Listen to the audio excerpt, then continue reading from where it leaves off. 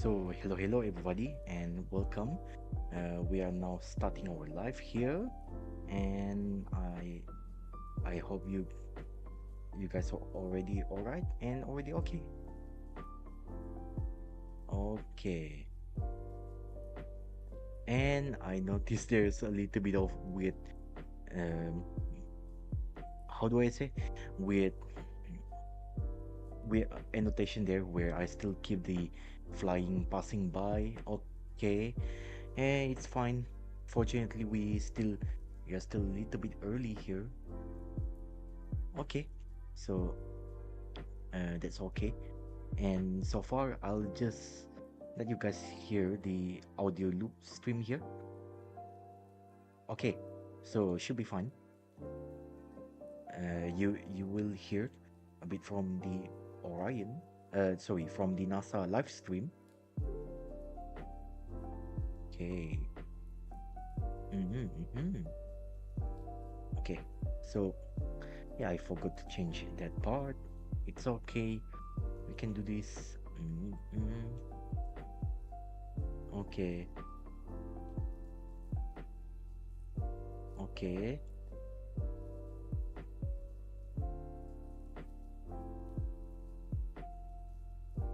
Okay. So, you will see, I, I'm here to correct stuff. Still, fortunately, not entirely last minute though. It's still okay. Still fine. Okay, but looks like I need to label this as mm, okay. Number two. Okay, so you just watch. I'm going to change here. Okay, because it's weird. It's weird how I use the wording and okay, and it should be fine there. And now I'm going to change also with the Mastodon thumbnail stuff there, but should not be a problem. I'll just going to set that changes later on when it's finally posted around. So yeah, it's okay. Things happen, you know. All right. Yeah, things happen. And especially that's what happened when I do need to go, when I have a lot of things to do as well. I need to sleep again after this stream. And for this stream we are going to take around 2 hours. Yeah, so let me see. Okay, currently most of the video is not really super duper interesting. It's just, I mean, it's okay though, not like super duper interesting, but still all right. If you really want to see that. But currently, what do we think about? Okay, currently it's just as usual.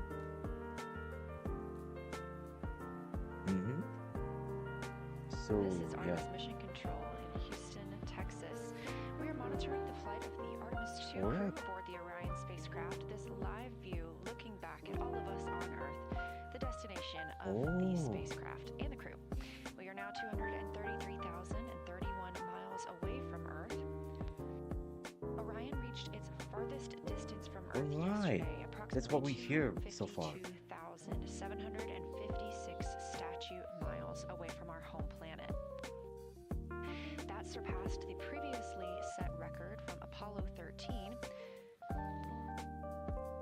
Until yesterday, the Apollo 13 crew were the humans who had traveled farthest from Earth.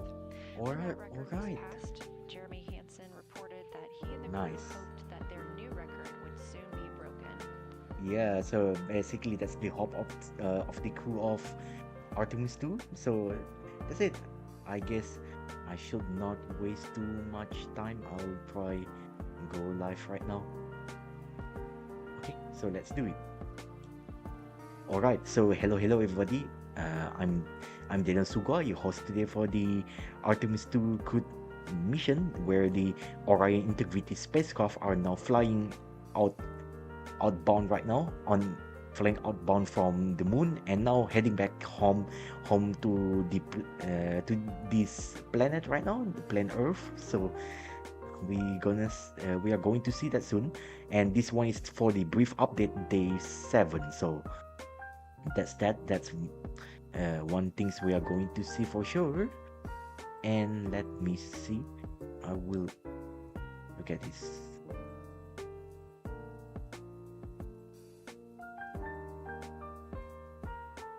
Okay, should be fine. Yeah, so finally the autopause already done its job, so I'm going to edit this stuff. Okay, pretty quick, 1 second only. The crew is wrapping up their post-sleep period, having woken up at 10:35 a.m. Central Time today. Their wake-up music was Tokyo Drifting by Glass Animals featuring Denzel Curry. Pretty good choice for their drift back to Earth. It's going to be a busy day for the crew. Okay. So what? It's going to be a busy day for the crew aboard the Orion spacecraft, as we are looking forward to a ship-to-ship call when Orion and the International Space Station crew members get to speak to each other, both in flight. Oh, okay. Another one. That's interesting remark as well. Okay. While Orion was over 250,000 miles away from Earth, the International Space Station orbits Earth 16 and sees 16 sunrises and sunsets a day, 250 miles above our planet. Okay. So unfortunately, if you've been enjoying hearing from the astronauts and seeing photos taken from this mission, you would also love to keep up with the International Space Station as the astronauts do amazing Earth photography there from the cupola, so the window to the world. Instead, I'm going to show you here. You can follow the International Space Station on all social so media here you platforms, go as there. well as NASA. Okay, so while I'm still troubleshooting what's happening with changing the picture. Okay, I'm still looking for a good solution.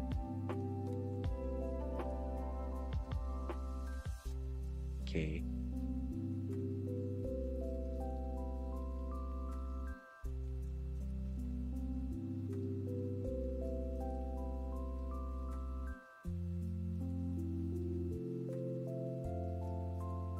Okay, so perhaps the Mastodon part, yeah, it's not really that happy with the current changes. It's fine. We can solve that problem later on. But however, this is what you're looking right now. They are currently heading back, already passing out, already flight by the moon. Okay, before, and now currently going to go back home to us here on the planet Earth right now. Yeah. So less than 10 minutes now until the daily planning conference for the crew, when the flight control team will call up. Integrity, we're getting ready for DPC. Would you like the D5 stream on the 4K encoder for DPC? We would enjoy that. Integrity, we'd love that. all right, that's the call out. This is what we would like to hear. All right, nice. It worked. Dan, good morning. Good morning to you. All right.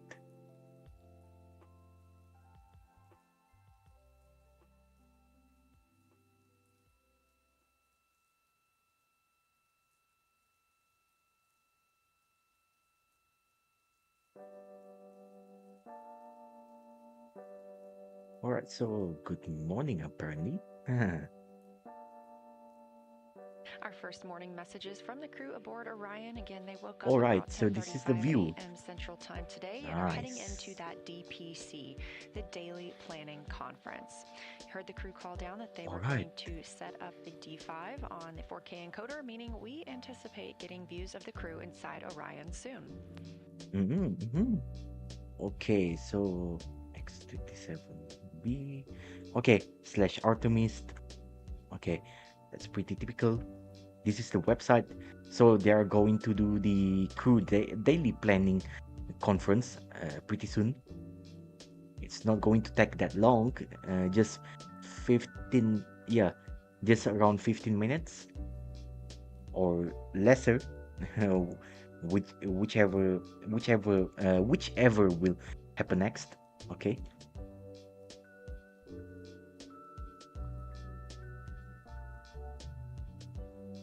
Okay.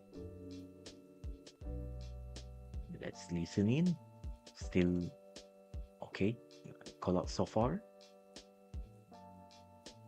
Right.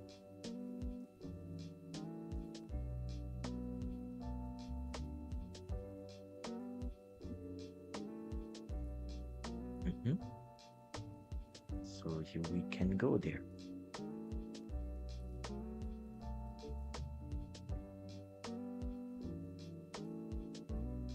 Okay, so according to the timeline that I can see, okay,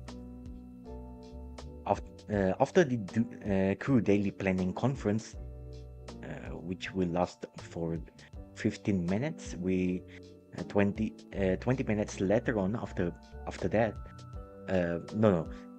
let's just get this right. We at T plus 5 days, at the mission elapsed time at T plus 5 days, 19 hours and 30 minutes up until 15 minutes later on, at T plus 5 days, 19 hours and 45 minutes. Crew daily planning conference is right now, according to the checklist, or checklist already begin. But yeah, the reality can be a little bit different, as you already see right now. And then afterward, Integrity, we are on board with the D5. all right. All right, so here we go. We're getting views of the crew. The first coming down on flight day 7. On the left, NASA astronaut Victor Glover, the pilot for Artemis II, and on the right, NASA astronaut Reid Weisman, the Artemis II commander. So this is an image right now. Yesterday, you can tell that the cabin looks quite different. All the lights are back on. During the lunar flyby, the crew turned off all of the lights inside the spacecraft to allow them to better take photos outside of the windows. That helped prevent any reflections from inside the spacecraft bouncing up onto the windows, and if you haven't seen some of those photos already, you should absolutely check them out. You can find them on nasa.gov as well as NASA social media. That's at NASA and at NASA Artemis.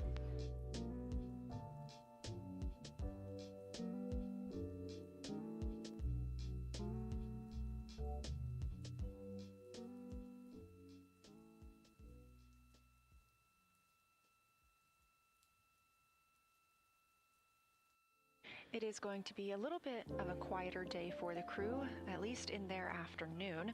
They will have the space station and Orion ship-to-ship call shortly, and after that they will have an opportunity to talk with the science team, discussing their lunar flyby observations. The science team will be able to ask questions about what the astronauts saw while their memory is still fresh for the event. Of course, we also got calls during the flyby yesterday, as well as they were recording some audio into their portable computing devices, or that tablet that you see right there. Those audio recordings have been downlinked to the science team. They will then review those and gather data from what the crew was able to observe during their flyby period.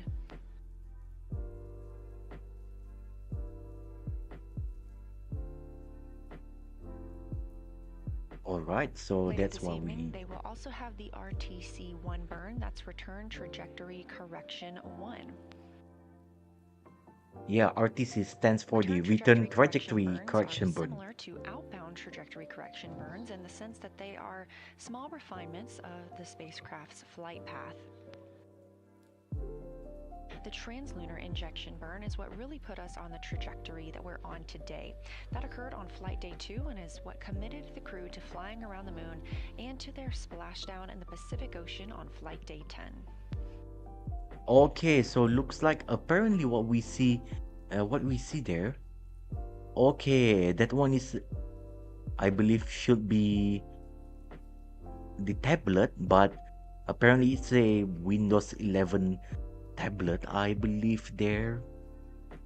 Yeah, Windows 11, 11 ARM tablet, I believe, or could be the Windows 11 laptop detachable two-in-one. I don't know, but NASA will refer to this as the portable portable computing device, PCD Good morning, or Houston. PDC, We portable are device computing. 202,306 nautical miles away. All Earth is right, pulling us back, and we are happy about that. We're ready for morning DPC. nice. We're happy about that too, and ready for DPC. We've got about a dozen quick items for you. The first of which is updated nominal burn plan and nominal RTC last star on board. All right. So here is it, the crew daily planning conference. All right. Next, for Victor, a reminder for your exercise per the execute note at We'll be looking on the DUs. Christina's checking right now. Oh, we're stepping on each other. Victor at MET, 22 hours, 20 minutes. Please stop your exercise in advance of the OpNav attitude maneuver. Over.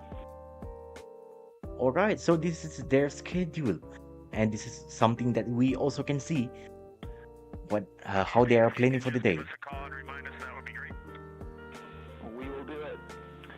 Next, for Christina, for your exercise, we expect to be in a forward-link LOS at that time, so you will have the opportunity to park the arrays for exercise yourself. All right. Nice.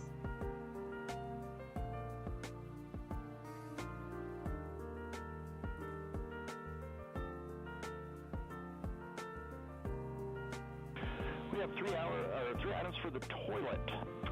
Last night, 14 hours of waste tank dumping has freed up 11% of room in the tank.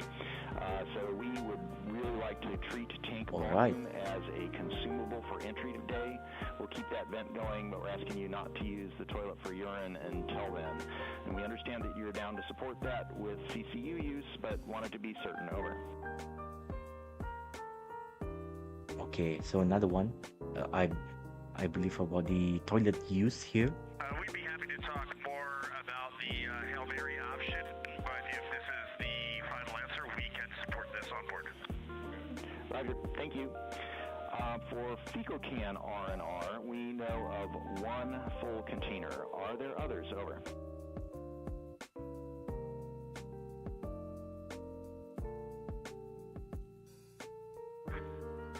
That's a negative for now. Okay. Not for now. That. Last item for the toilet, no Oxone R&R for today's toilet maintenance. Over. All right.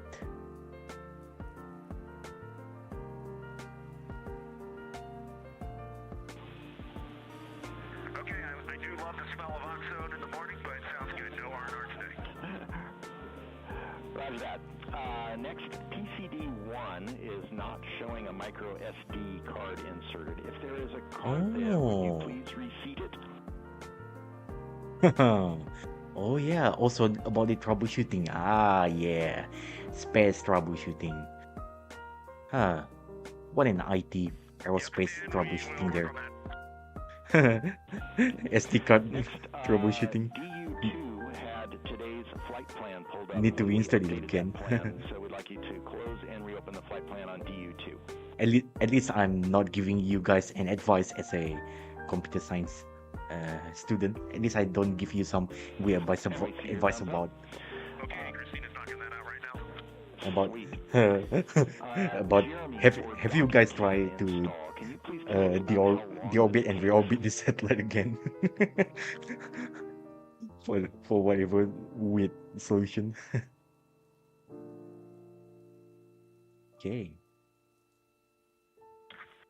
I'd say probably 20 minutes, and it's much faster once you know what you're doing, but the big thing is we store it down here in F3 in the clamshell, and it's not as bad to unstow it. It's a little bit harder to stow it. The cables are a bit unwieldy, but other than that, once you know what you're doing, it's pretty quick. All right. Stand by.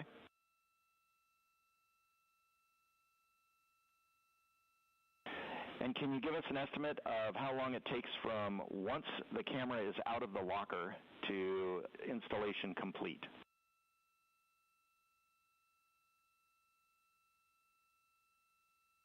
For a first-time install, 20 minutes. For every other, if you're doing it by yourself, 5 minutes. Thank you. That's very helpful.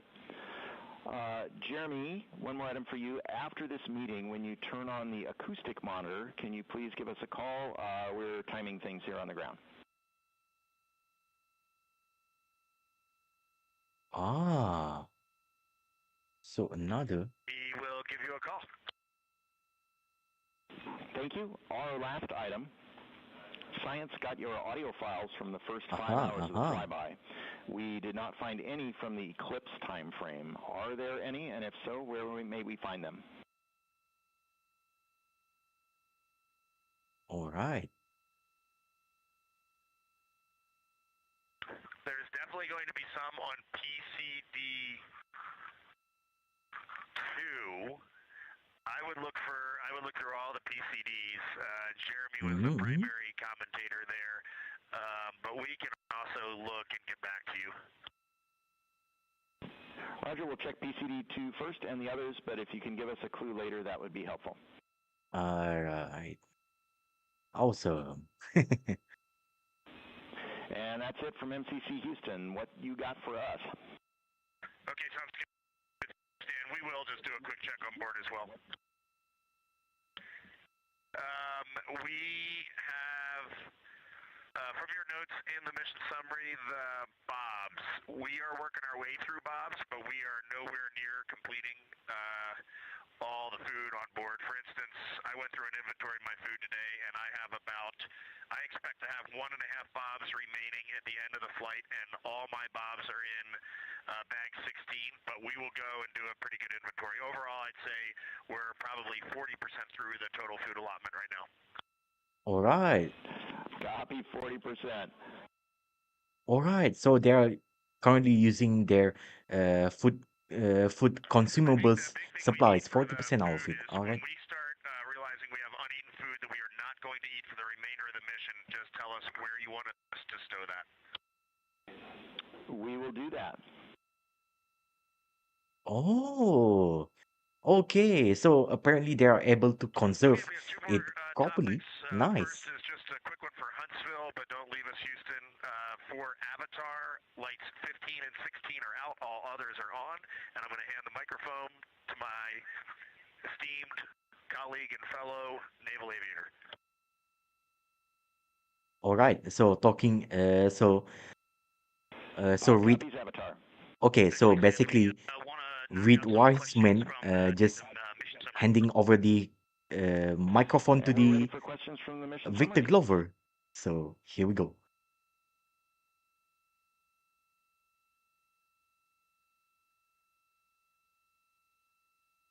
Yes, for the volume. Okay, so in Victor the Glover just contingency or storage passes bag, I would by estimate the 300 microphone 500 to mils. the to Christina Koch. And I will Oh, continue to okay. use it.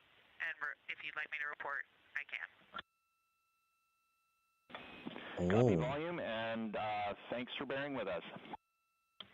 For email sync, you can keep as scheduled. Sorry, we talked over each other. Stan, can you please repeat? Yeah, Christina, we copied volume in the contingency storage bag, and thank you for bearing with us. Also copy that we can keep the mail sync where it is. okay. That's a bit funnier stuff And thank you for your answers. I think we are from the questions Artemis II complete. crew here. Oh, email sync. Oh, okay, about the And Outlook nothing stuff. further here in Ah, the all control right. room, so we'll call DPC complete. Have an excellent day. Okay, so the daily planning conference already complete. Oh, Actually, way Stan, we have earlier. one more small and quick thing. Okay, We just wanted to okay, take another this one. moment to recognize the two newest members of the Association of Okay, Space Christina Cook Explorers, already handed Admiral that Astronaut Christina microphone Koch to Victor and Glover. Space Agency astronaut Jeremy Hansen. Reid and I are both members, and we're proud to welcome the two of them to this international body of human space explorers. And also, congratulations to Jack Hathaway, who recently joined aboard the International Space Station. All right, awesome, awesome. Thank you for those words, and welcome to the club. Nice. Hello. Hello. That's great to hear that. International space international space members. I don't know. Maybe perhaps that's what we like to call her. Okay, lagging signal here. Very normal.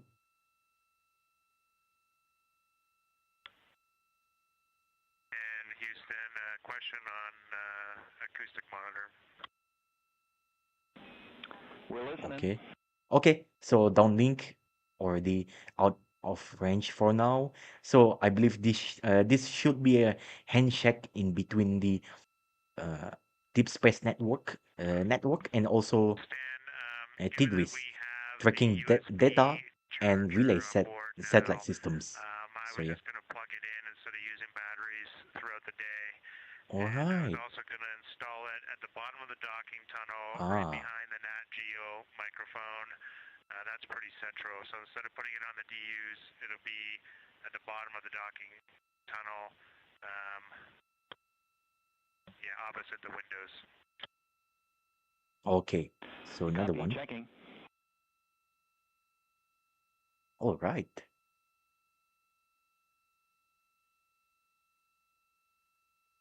And Jeremy, we are good with plugging the acoustic monitor into the USB charger, and we're good with your install location. All right. So already being given approval to install the monitor. Okay, perfect. Thanks. Using the USB charger, And at apparently. nighttime, Nice. if we're doing docking camera tonight, which I suspect we are, then I'll transition it to PCD power. And as you can see, this one behind Checking. it, sort of like behind. They've already left And Jeremy, from the moon. Okay, so that's really great news as well. As they are heading back home to us here back on Earth. Yeah. So I hope they are able to go back safely, and splash down safely and reunite back with their family and friends, relatives safely as well. Wish them an ad astra,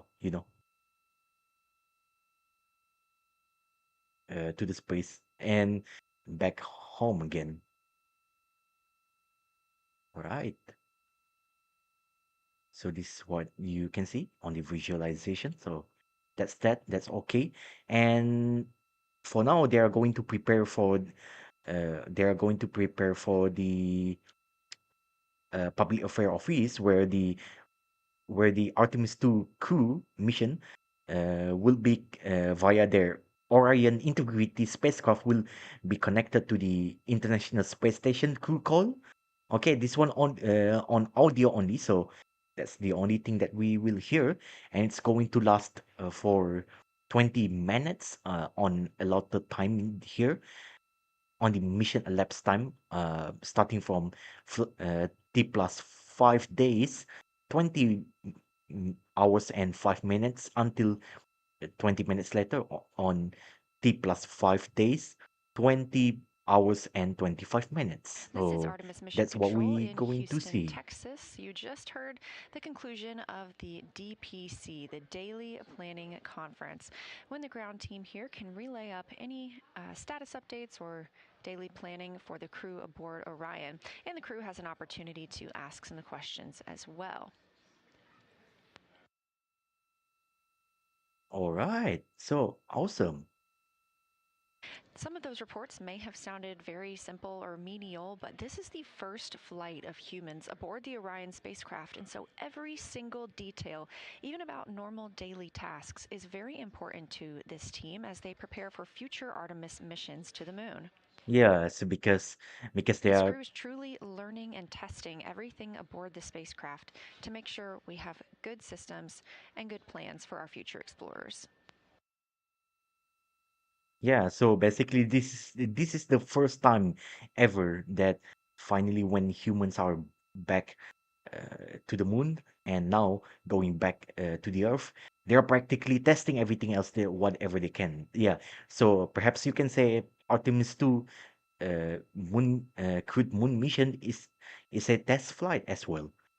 And for for really good things. Coming up in about 15 minutes, we will have the ship-to-ship call when the Orion crew will be able to speak directly with the astronauts and cosmonauts living and working aboard the International Space Station. All right. All right. Okay, and while we don't have um anything better to do, so I'll just put the notice here. Okay, so I'll be back. Don't worry, I'm not going anywhere else. I'm just, I uh just want to clean up my hand, just wash my hand. And also I would like to prepare a really good hot chocolate drink as well. So that's what I'm going to do, so I can stay awake around this time. So yeah, we'll be right back. And don't worry, I have my phone, so I can keep up to date to the mission itself. Okay, so thank you so much, everybody. We'll be back soon.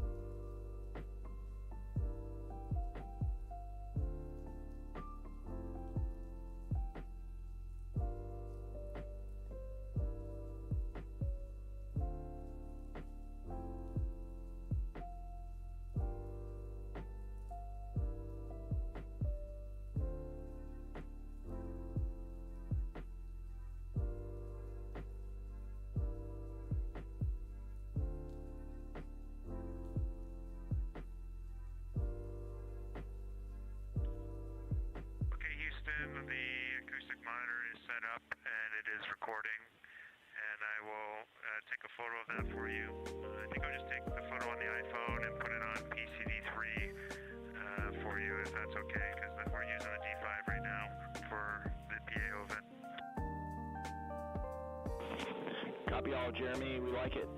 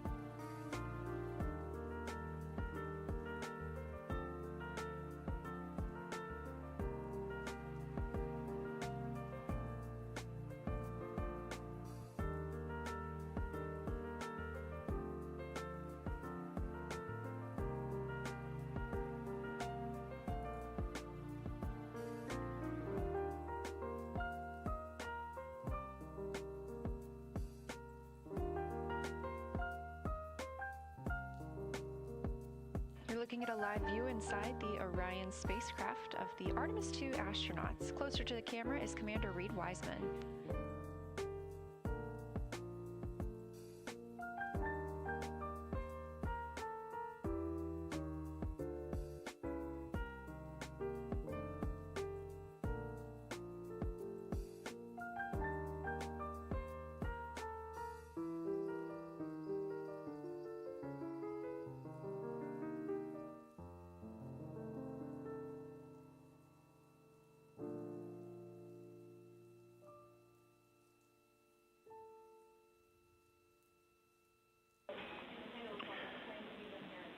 And Integrity Houston, just a reminder for the upcoming ship-to-ship call, it's going to be the OE1 microphone, not the handheld.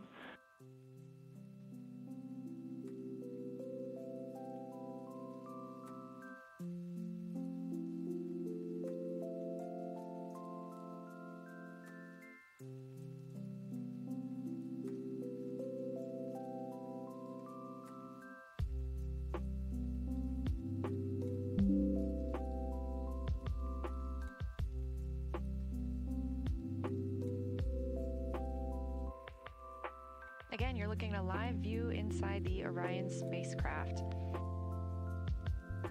Victor Glover in the background, pilot of Orion. They will soon be speaking with the crew aboard the International Space Station.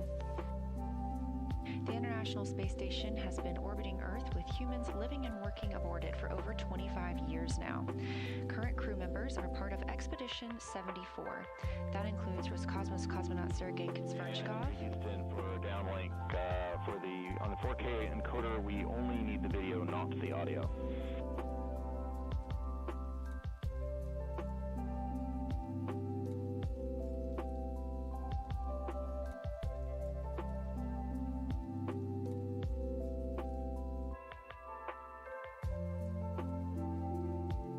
Okay, Stan, thanks for that. We have restarted the stream with audio off, and hopefully you're getting a good image. We copy the audio and we see a great image.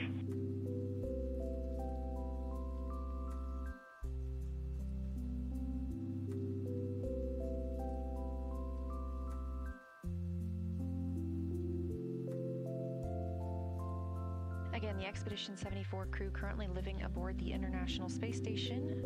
Roscosmos cosmonaut Sergei Konstverchkov, NASA astronaut Chris Williams, Roscosmos cosmonaut Sergei Mikhaev, NASA astronaut Jessica Meir, NASA astronaut Jack Hathaway, ESA astronaut Sophie Adeno, and Roscosmos cosmonaut Andrei Fedyayev.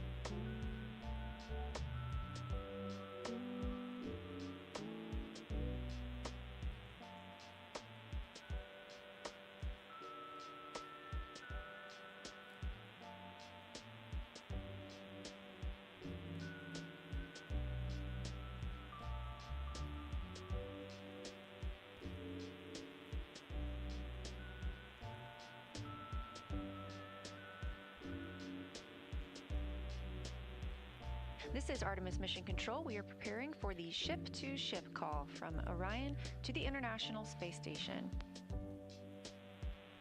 This will be an audio-only event broadcast at this time due to bandwidth, but we expect to download the video from each crew later and share that with you. Please follow NASA on social media at NASA and at NASA Artemis, as well as the International Space Station, to make sure you can see all of our crew members talking to each other while in space.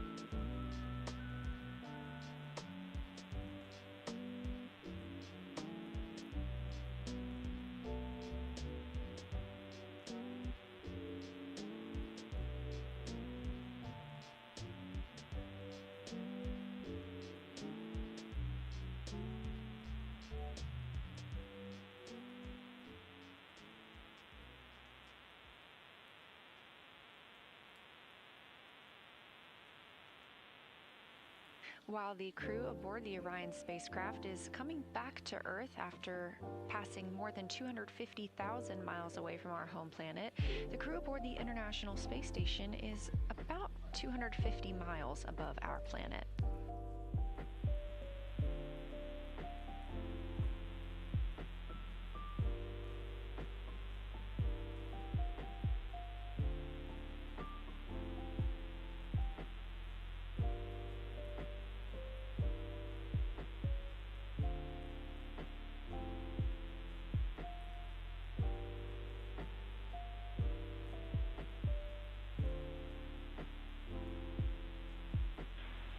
Integrity, this is Houston. Are you ready for the event?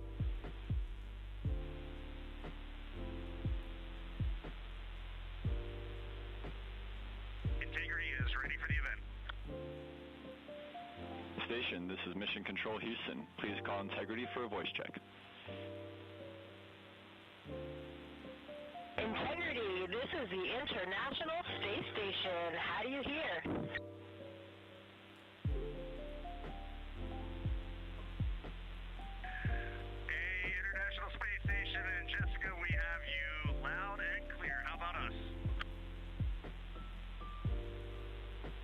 You loud and clear as well, and we have DME TV up, so we have a view of you right now, and it is making us so excited.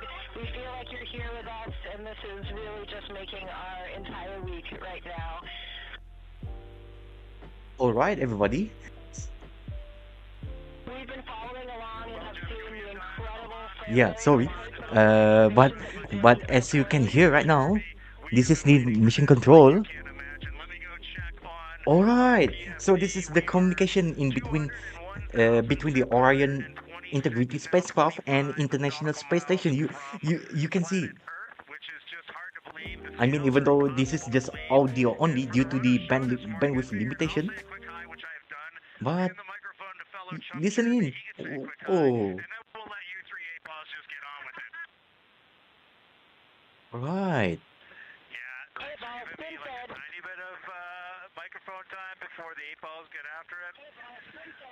All right. It's such a pleasure to be spending a little bit of time with our colleagues in space, and we talk so much up here, or we try to anyway, emphasize how important the work is that we're all doing in this program to do the types of things that get us ready to get back on the surface of the moon, and like the administrator said yesterday, onto Mars. And so we just appreciate you, and it's fun to be up in space with you at the same time. Ah.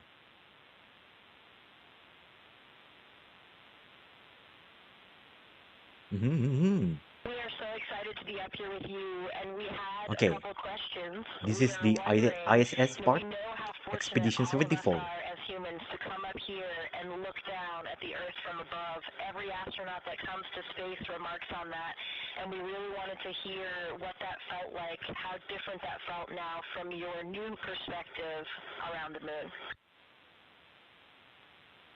Okay, so let's listen in. Mm-hmm. Yeah, I didn't entirely finish doing my stuff here, but it's okay. Well, I'll start by saying we do miss the ISS. The views there are awesome, being able to see specific places, being able to see your home specifically. So y'all's views are absolutely incredible, and I miss them every day almost. The thing that changed for me looking back at Earth was that I found myself noticing not only the beauty of the Earth, but how much blackness there was around it. And All how right. it just made it even more special. It truly emphasized how alike we are, how the same thing keeps every single person on planet Earth alive. We evolved on the same planet. We have some shared things about how we love and live that are just universal. And the specialness and Love and preciousness live. of that really is emphasized when you notice Love life. how much School else idol. there is around it. All right. But other than that, joke aside, wow, awesome, isn't it? It's like another different perspective, That's but really yeah. amazing to hear. It's been an incredible time getting to be here on station. I know you guys have had a lot of that same experience, and we were super curious. Like what you're carrying forward from your time training for and flying on ISS to the moon. All right.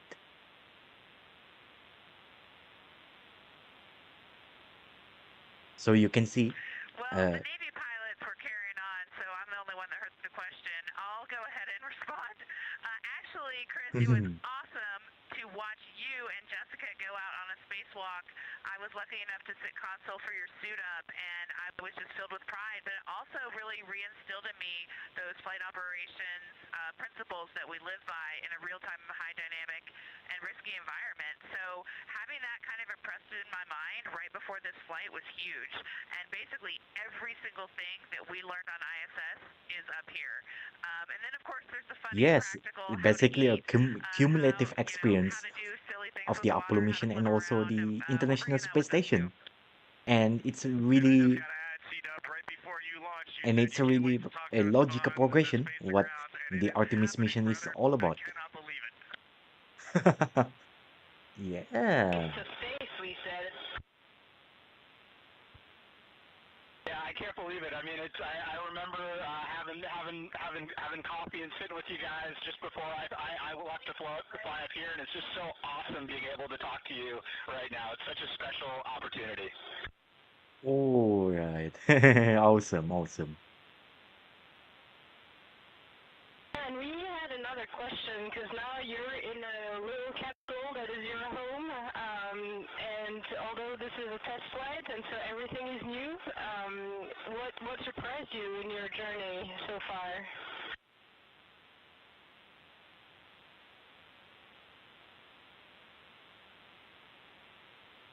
Mm-hmm. We know that Reid really likes it up there. It's really great to hear your voice up here. I can't tell you how fun this event is for us. I hope you guys are enjoying this as much as we are. Um, I don't mean to give you such a short answer, but I can truly say everything. From the core stage ignition, solids lighting, to getting into Yeah, a new referring to orbit the even SLS right Block after 1 8 rocket. minutes of boosting on the core stage, to then the translunar injection, to flying by the moon. This entire journey Yeah, has been basically interesting, he but also applying some of the lessons from station in a much smaller volume. How we move around and eat. Those things have also been surprising because the the difference between ISS and here is we don't have another module to deconflict, and so everything we do essentially starts with a spatial conflict, and we have to take the time to work it out in every Oh. activity. And so we've been just having fun working through that. All right, so basically that's what he's talking about, and he's referring to the when the RS for RS-25 rocket engines and also the S two a pair of SRB strap-on boosters ignited, and then later on All right, SRBs my turn, and separation I was trying to talk to separated, you guys. and It's then awesome first up stage here. core Team stage Rookie burnout, and it's been afterward the such an awesome ICPS just experience having a great crew. I know you taking its guys job have been and doing gone through the as well. TLI translunar injection stuff. Jessica dared me to grow a mustache Uh, while during I mean, training.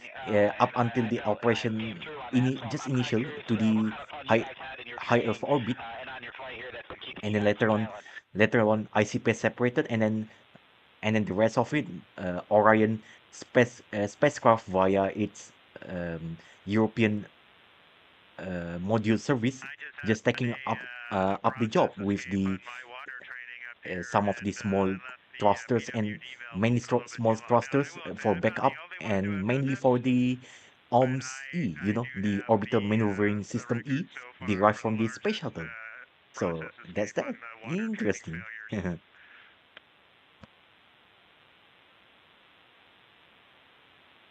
All right.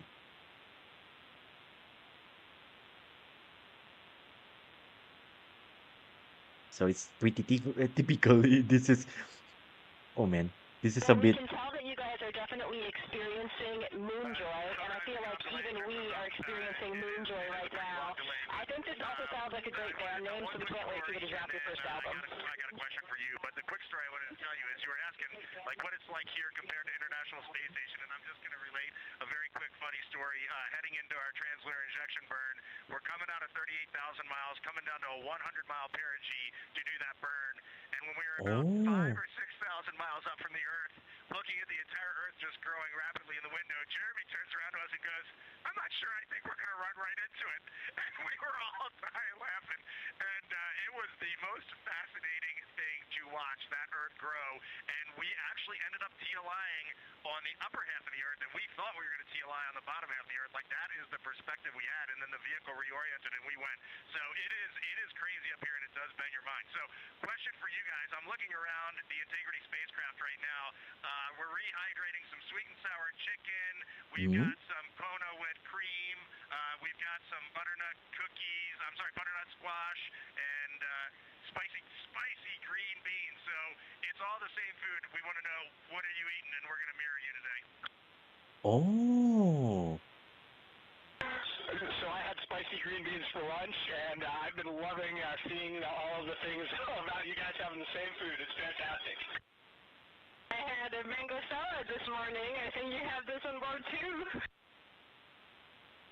Oh, Nana, I know you love that mango salad just like I do. Yep, there's a mango salad on the deck right now. All right.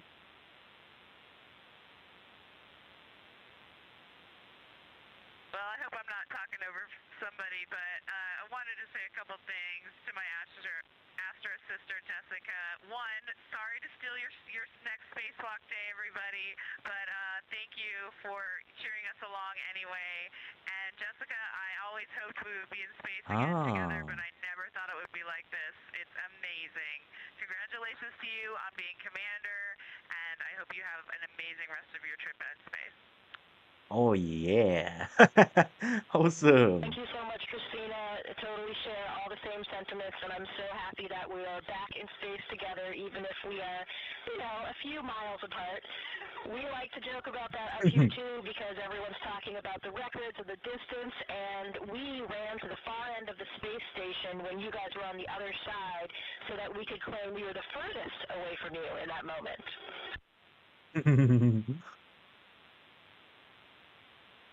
Yeah. Love all four of you so much. We were doing the same shenanigans here when we got to the furthest point from the moon. I tried to get to the furthest point from Earth. I tried to get to the furthest point in the spacecraft, and my crewmates were clawing me down.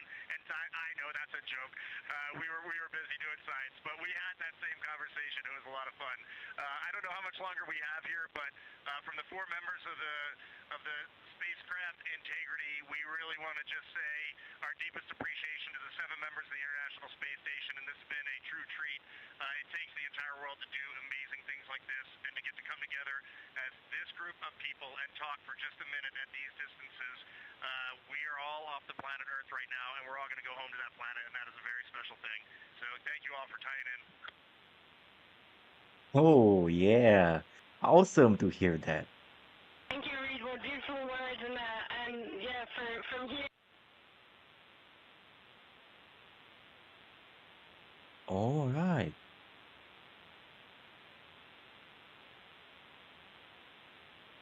Okay. What's happening?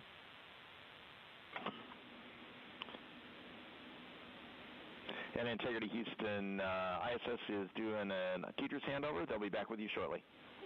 Okay. Tidris handover.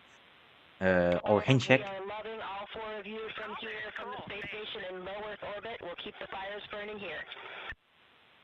All right. Oh, looks like And we'll already keep done carrying the handshake. fire. Thanks, guys. Over and out. All right, nice, nice. So a brief conversation, but Guys, International Space Station over and out. Made our day to talk to you. all right. I mean, it's a very short, brief, but very meaningful conversation in between these two spacecraft, spaceship as well, between Orion Integrity Thank you spacecraft, to all yeah, participants. Orion Integrity and Integrity station will now spacecraft, and resuming also operational audio International communications. Space Station. So nice. All right, nice. Sue. Let's go again. My goodness, Houston, that was amazing for all four of us. All smiles up here. Just thank you so much for enabling that. That was very, very special to this crew. Reid, we were happy to do it. You should have seen all the smiles in the control room, and we had a packed visitors gallery, and everybody was grinning up there too. All right, all right. Man, Stan, that just made us all cheer up here as well. That is just such a cool thing for the agency, the nation, and the world. What a neat moment. Yeah. And here we are experiencing it. Yeah, so you can say finally we can claim the title, communication between deep space to the low Earth orbit. Yeah, so finally, possibly we can say this is the first time in the history. All right, what an This is awesome Artemis Mission experience. Control at a mission elapsed time of 5 days, 20 hours, and 19 minutes into the flight of Artemis II. You just heard the voices of the Artemis II crew and the crew aboard the International Space Station speaking with each other while both are All in right, space. A ship-to-ship call. We are excited to share that video and audio with you later on today. You yeah, can bandwidth find that limitation, on but it's NASA okay. social media. It's okay. Hopefully we will see that soon. Yeah.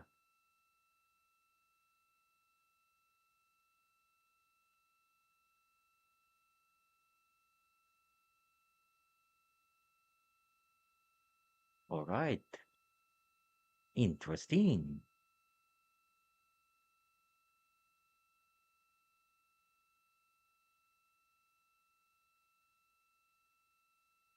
Nice.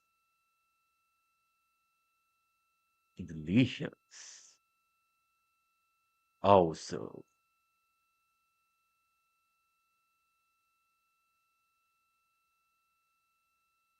great.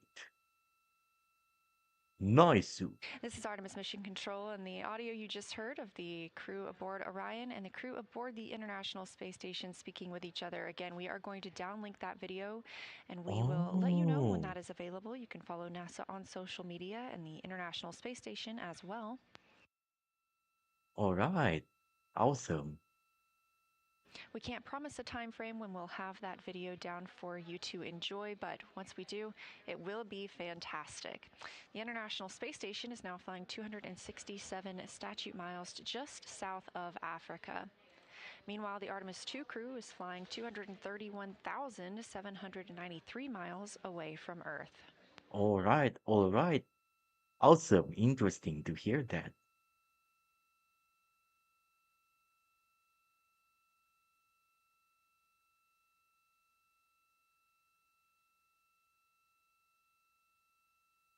Okay.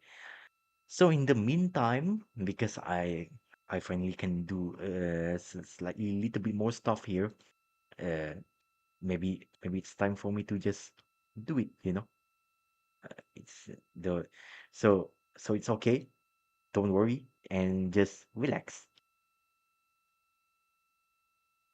Okay. And just relax. I mean, at the end of the day, this is not entirely too serious of stream. And yeah, we have already complete the Orion to ISS crew call. Okay, already done way earlier than the usual.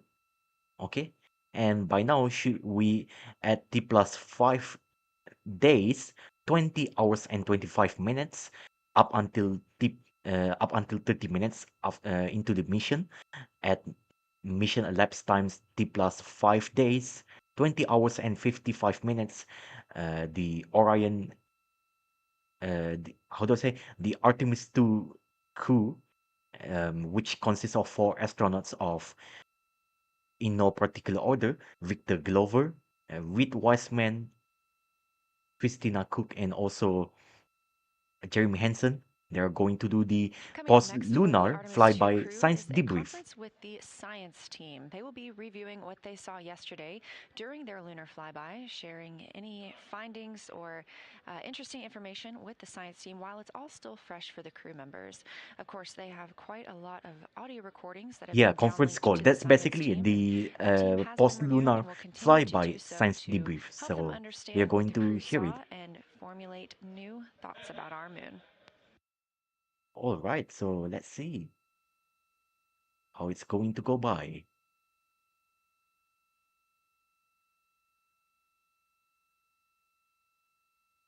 Yeah, so stay tuned. I'm still going to hear about the mission call from my micro uh, from my phone. So don't worry, I'll be back again soon. We'll catch up again. During the crew's post-lunar flyby conference with the science team, you'll hear them speaking with Dr. Kelsey Young. You heard Kelsey's voice quite a lot yesterday as she was communicating with the crew aboard Orion Integrity. She and her team in the science evaluation room were helping determine even what some of the features were that the crew members were seeing but couldn't quite identify.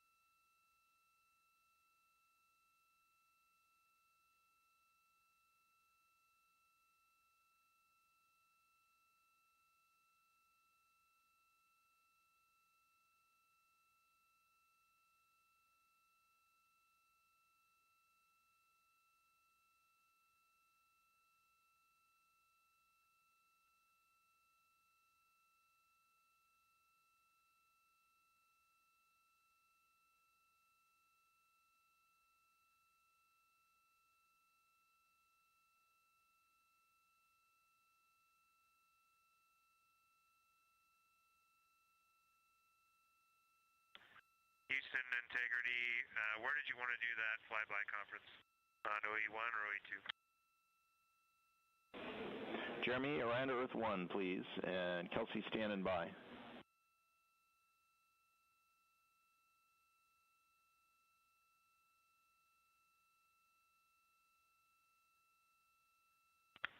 Okay, Kelsey, fire away.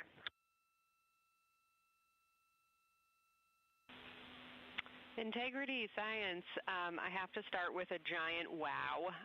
Our whole lunar science team and the broader science community has been pouring out positive feedback and gratitude, so know that what you did yesterday really made a difference scientifically.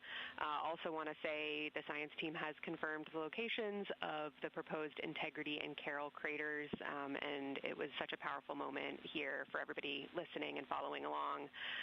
And then also, just before I dive into the list of questions, we heard both Christina and Victor yesterday commenting that being able to discuss with each other amongst your crew, taking things from observation to inference to hypotheses, really added scientific value, and so we'd love to build on that here. So we'll ask specific questions for you guys, but please treat it like a discussion, as we heard you yesterday that enhanced value. When you're ready, I'll dive into our questions.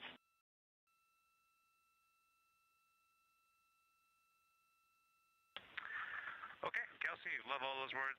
Your plan sounds good. The one thing I wanted to ask you about today during this was I did not record at all where we saw the impact flashes yesterday, so I was thinking maybe I should do that. And if I mean, it's very, very, very rough, so I don't know if that's of any value or not.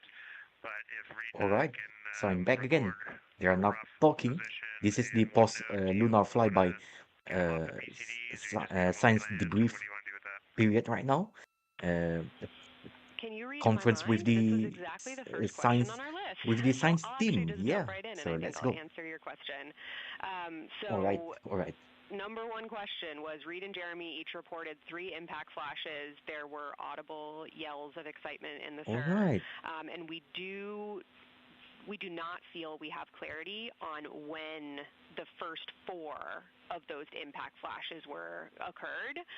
And so we had follow-ups on, were the flashes brief or were they prolonged? And did you notice any color? And to directly answer Jeremy's question, yes, please do make an annotation on where you think you saw those, because right now the citizen science community is analyzing the data and trying to narrow down where you would have seen those.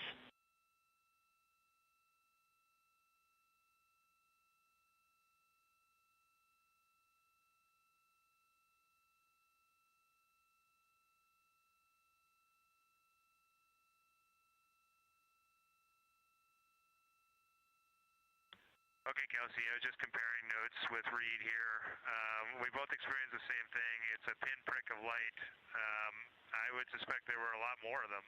However, you're going to really be staring at the middle of the dark and not looking at the edges of the sun glow around the moon. And it is just a momentary flash, no color, about the size of a star, and it really only lasts milliseconds. Half a second at most. That's great feedback, Jeremy. Did want to also talk relatedly about any kind of galactic ray flashes you may have experienced. So have any of you guys experienced flashes in your eyes during the mission related to galactic rays, either like while working or sleeping, just to try to speak to the difference between those and what you saw yesterday?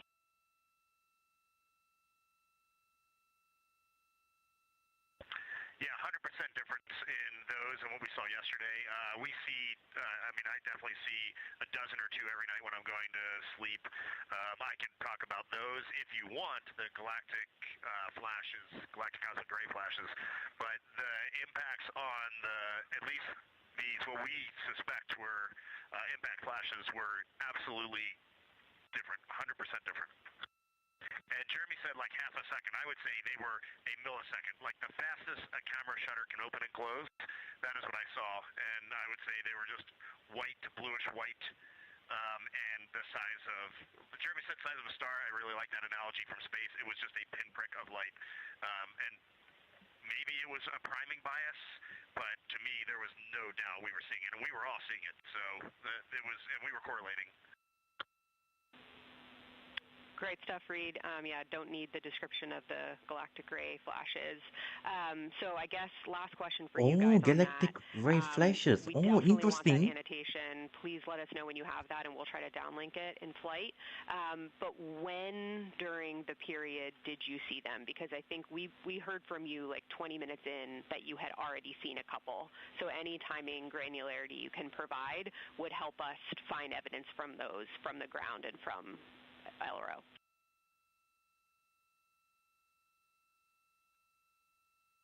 Well, I mean, I think it was just whenever we were intentionally looking for impact flashes, we were looking pretty hard.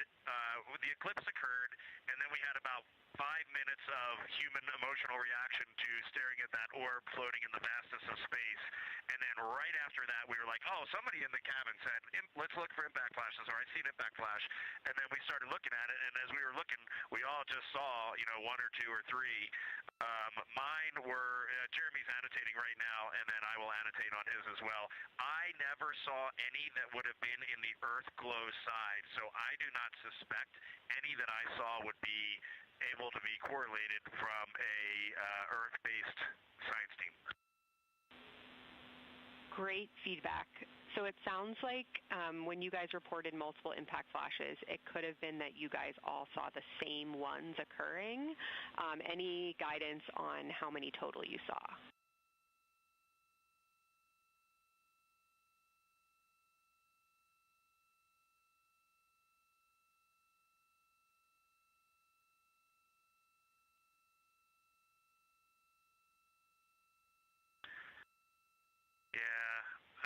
We didn't necessarily announce everyone out into the cabin, though.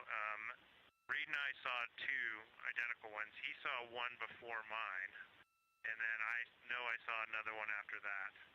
So we'll try and give you the annotation and what order they came in. But just remember, this is just very rough. That's great. Moving on. Question for Christina and any others that observed something similar. Christina suggested there may have been possible lofted dust just prior to Earthrise. Can you describe what you saw just before the Earth popped out from behind the moon? And any other crew, did you witness anything similar to what Christina is about to describe?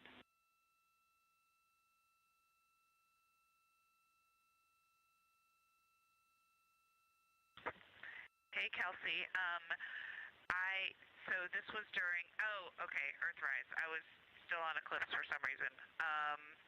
Yes, okay. My crewmates were they didn't see it the same as I did.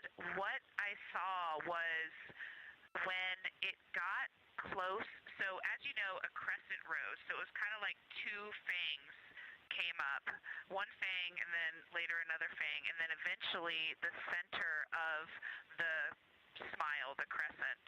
And right before the center of the crescent came up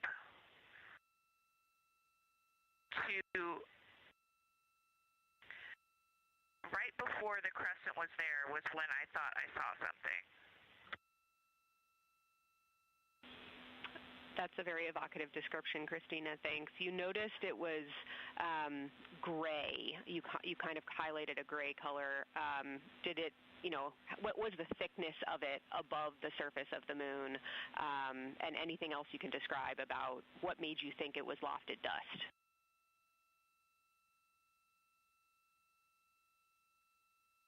Yeah, and to be clear, this is Earthrise, right? Affirm Earthrise, because it's that glow from Earth that would allow that lofted dust to become highlighted against space.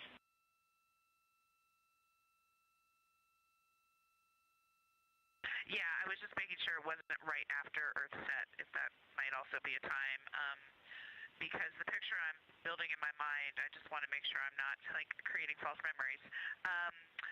Basically, and I think this is why not everyone saw it as lofted dust, it was not tall. It was, it wasn't like the corona where it came up high or anything like that. It was just a slightly different gray color right before it rose. And it was small enough to be within the fangs of the crescent. It didn't go farther than the inner part of the crescent. And it could have been an optical thing and not lofted dust, but to me it just sort of appeared, and I felt like it had a glow. I know that those different terms mean things, but I think in this case that would be the appropriate thing there, that it was potentially, in my mind, the sunlight reflecting off of the Earth and creating a little glow right before the brightest part of the crescent came over the horizon. Exactly what we were looking for. Thank you, Christina. Similarly, on dust, we heard that Reid chose for his second crew choice target to look for suspended dust. So, Reid, did you see any glow or hints of that dust earlier that made you come back to that observation?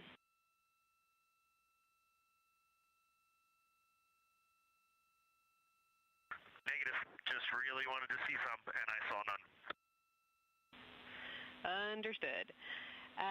Okay, for Christina and Victor, during Earth's set, we heard you say that the Earth was so bright it made the moon look dark. So you all had the Earth in view during the majority of your flyby. Did you notice any time when the brightness of Earth began to change your view of the moon's brightness? And can you describe how your perception of the moon's color changed as the Earth came closer to the moon?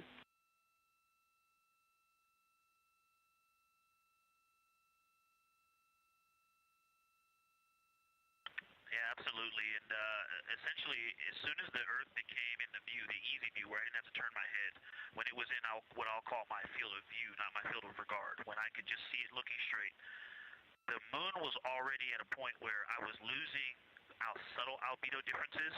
I think it's the angle of incidence. The angle, the sun to the moon didn't change much, but we moved to the side, so we were seeing a different angle, and the color was less apparent. Orion Tall had also rotated really close to the limb, so a lot of the features that I was looking at were moving away, but I think the change in lighting was due to the angle of incidence, but then when the Earth became apparent, its brightness, it was so bright. It was so bright it looked out of place. The gray of the moon and the black of space kind of seemed to go together, but then more in the dull sense, but then the vividness and brightness, like the difference between an LED display and a painting, right? You can just do things with light that you can't do with paint colors. The Earth looked out of place, and it just continued to dim the albedo and color that was earlier apparent in the moon. I'm passing to Christina. You saw me nodding vigorously back here. That wasn't just my fantastic listening skills. I was nodding to make sure. Oh, we're not on video. This whole time I've been putting on a show. I was nodding, now you know, because I agreed with everything he said. I'll add a couple thoughts that popped into my mind, which was, I think I made the comment that the moon turned into a sponge of light. In my mind, before the Earth came into view, the moon actually was reflecting light, and it was lit up. As soon as the Earth got close enough to be in my field of view to take them both in at the same time, exactly what Victor said, it dulled, it turned into a sponge. It's almost like it went matte, like a matte finish. And for me, so that's brightness and albedo. It also, I would say for me, got like a browner taupe color, like almost an olivey brown, kind of like the boys' pants, not like my pants, but like these pants. And whereas before, I would have said it was more like electric gray in its grayer areas. So for me, it turned more brown, but a very matte brown. I'm going to stop there. There's one more comment I'll make about when it was very close, just in case it's interesting. Absolutely, we take that observation. The only other thing I wanted to add to that is not scientific on lunar observations, but I think that I know myself in particular, particular, but probably we all underestimated the amount of impact of sunlight and earth glow on cabin windows, on glare on the window structure, window frame, on the heat shield tiles coming across the cabin. That was a pretty large impact, Kelsey. That stuck up to us here on the ground as well, Reid, and we were hearing the struggles that all those different expected illumination sources provide, but unexpected in the impact that they had. Speaking of things that had an impact on observations, Victor, we heard during your sit rep when you were in the docking window that having that orange Kapton tape in your field of view affected your color observations. That was fascinating and has a lot of impact for future Artemis missions and hardware and impacts on color. So any other comment you want to make on how your ability to perceive color on the surface was influenced or limited by other objects of color in your view? We're interested here in color rather than brightness.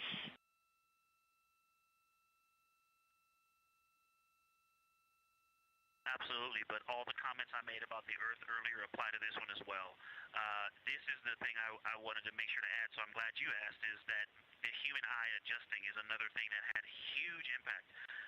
Some of the colors and their patterns did not appear in the moon.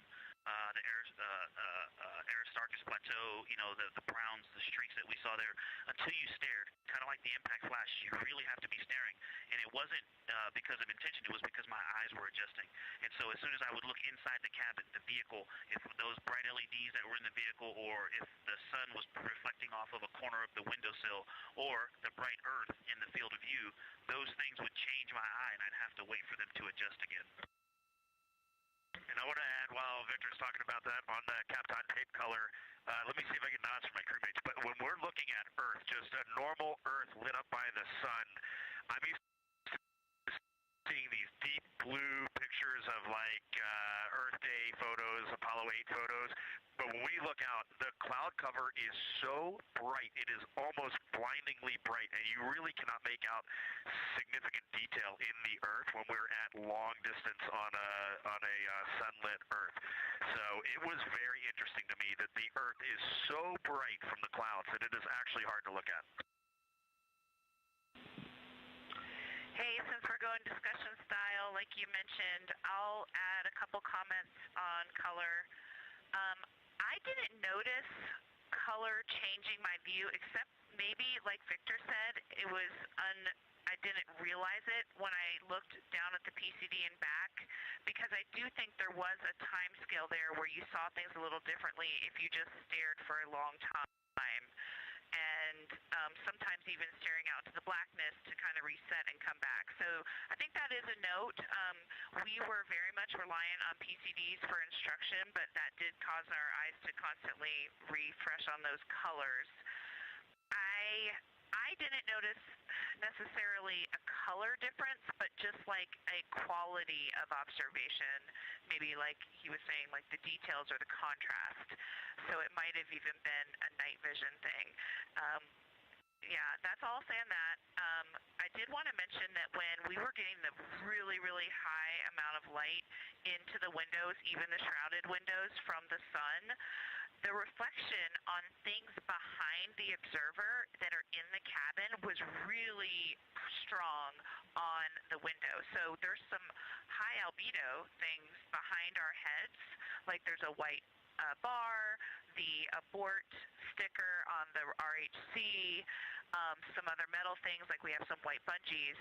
I was trying to observe the dark side of the moon during the Earth set while the Earth was behind it, and I ended up asking Reid to give me some black t-shirts, and we covered all of that stuff so that the reflection was just less in the glass, and it worked so well.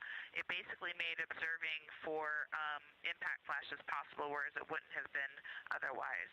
So that's a good tip, and I would even recommend, like maybe as part of your stuff, if you ask this in the future, like a black room, a dark room cloth or something to lay behind the observers. Finally, back on the question of moon color change during Earth set, the other thing that that happened, which was kind of, I think, just more in the category of like a mirage or something, even though I recognize there's no atmosphere around the moon that would cause the same things as mirages on Earth. There was definitely an effect, like when the Earth actually set, of like when it first touched the moon, it was like your eyes didn't know what to do at that boundary, and it kind of just created a lot of light in that spot. Once it got below that tangent first touch, then it got more normal, and I was able to just see the Earth and see the moon and see their contact. That's all for me. Anybody else on this question?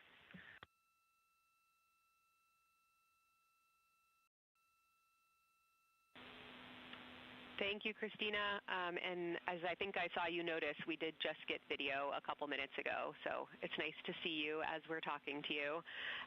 Next question is for all of you. Ohm crater was observed by all four of you, and we're interested in whether your different viewing angles resulted in how you observed Ohm. Jeremy and Reid saw it first. Were you able to see the ejecta rays, the central peak? And then Christina and Victor, you were next, and you observed Ohm later in the past. Could you resolve similar or different features than what you're about to hear from Jeremy and Reid?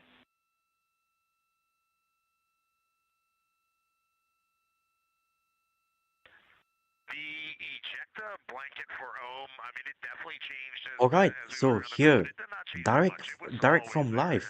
It was Nice. always fairly apparent.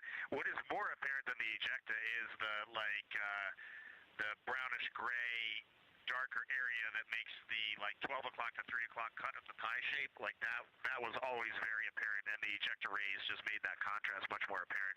But overall, Ohm did not change drastically as we went around the moon, unlike Orion Tall, which drastically changed as we went around the moon. And I'll keep going there. And I'm kind of going to read this question, but it was later on in the orbit that I noticed the ray of Ohm, like the primary ray of Ohm that comes out of roughly the 3 o'clock position, was on the mare. And I'm not sure if I was picking that up initially in our first observations, but definitely in the latter. Did you notice that at all? No, the near side mare, yeah. Yeah, Reid says he was noticing that the whole time. That might have been more noticeable to me later on, but that would be the only delta.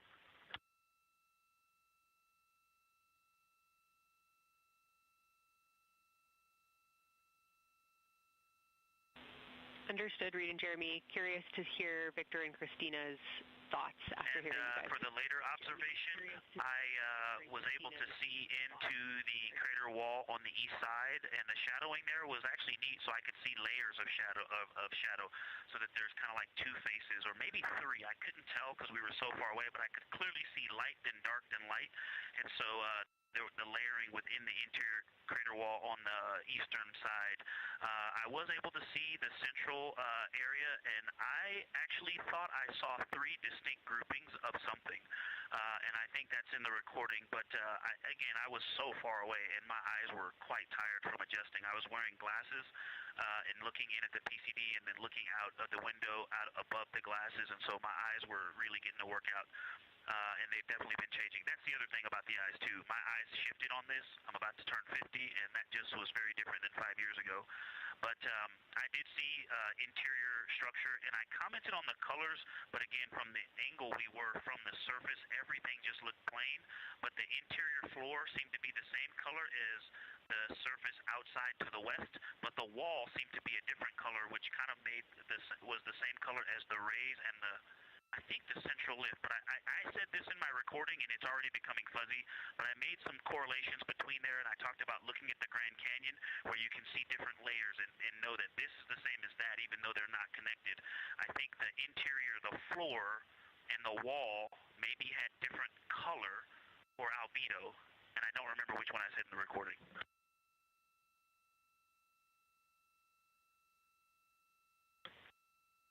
I'll pile on with your question.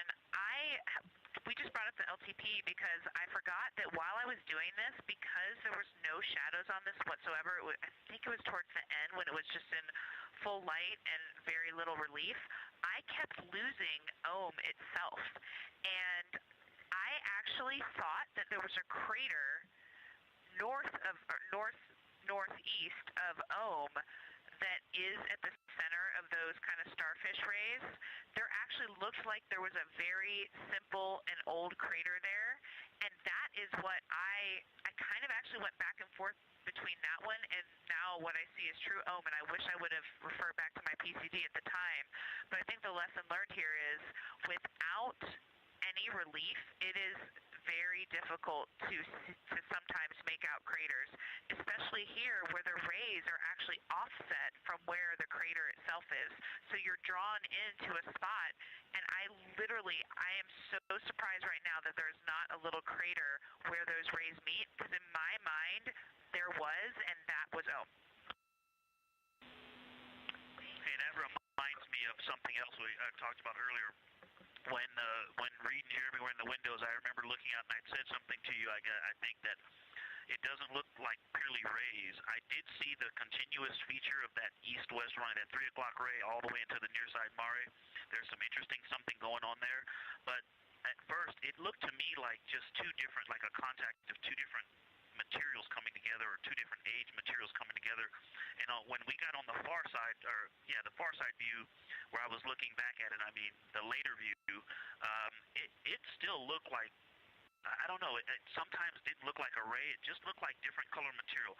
And really the point of this is not to talk about the 3 o'clock ray and the 12 o'clock ray. It's to talk about the wedge. The wedge looks to me, if you remember my recording comment about continents, I kind of had the near side Mare continent, the middle from Ohm to Oriental, and then the Hertzsprung continent. Those colors in the wedge look like, and not they look the color of, but also the concrete kind of packedness of what's around Hertzsprung. Those look similar, so that's kind of also playing tricks on my eyes between rays and just different material, not just a ray laying on top of the material. Thanks a lot, Victor and Christina. Wow, we're really looking forward to continuing to dive into this when you guys are back with us on Earth. We want to sign off now to get you guys over to your next activities. Before I do that, I'll just say when you're making those annotations about the impact flashes, any annotations you want to provide about the structures in the corona you saw during the eclipse, we would take those annotations. And that's it for me. It was so wonderful to talk to you over the last 2 days. Thank you again, and can't wait to see you all back here on Earth. Thanks again for what you did for science.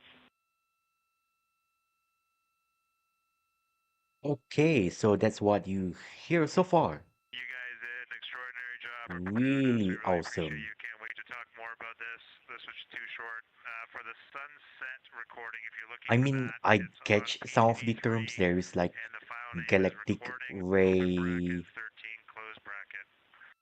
ray light, something like that. Moon Capsule dust Integrity and Science whatnot. is over and out.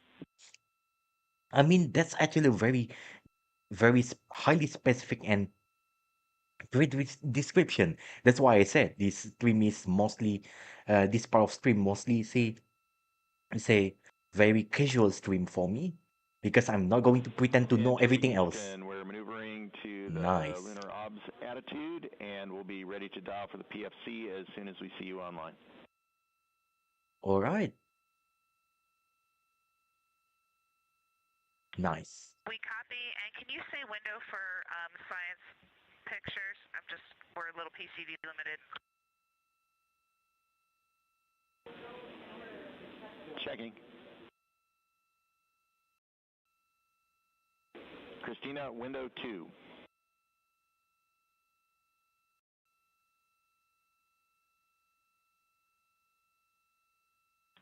Copy, we see it coming into view. You guys look gorgeous. Why, thank you.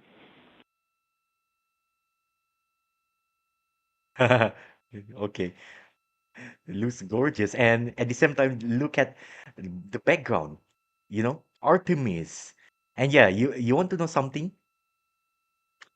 If I remember correctly, the persons that This is they are Artemis Mission currently talking right Control. now, You've just in heard the Dr. Capcom, the Kelsey Young, capsule Artemis communicator, Science Flight he Operations Lead, himself speaking with that the crew currently, aboard the Integrity spacecraft, Orion. if you want to know, that person is, Yes, if I remember, Sally, whatever is it, his name? he's actually a big Yesterday was anime Lunar Flyby fan, Day. so All that's the why astronauts he aboard actually Orion had puts about out 6 hours the to observe Artemis the moon, and during that time, they Artemis took from turns Sailor taking photos Moon. as well as making Haha. annotations and making audio recordings that were sent to the science team last night. Of course, if you got to watch, the astronauts were also calling down information real time of what they were seeing while orbiting the moon. All right. The conversation you just heard from Dr. Kelsey Young with the crew was their post-lunar flyby conference. As you heard, she asked some specific questions about some of the targets that they saw, as well as the configuration of the spacecraft. As this is a test flight, everything we learn on this mission helps us prepare for future Artemis missions to the moon. So even minute details about moving through the spacecraft or how vision was changed based on placement are very important to us. Now this view inside the SIR, the Science Evaluation Room, you can see this team of scientists taking a look at one of the photos that the crew shared.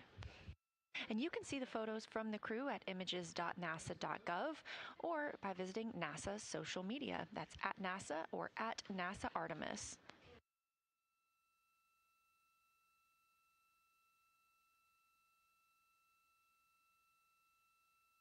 During the flyby yesterday, the crew became some of the first humans to see portions of the moon that had never been seen before by human eyes.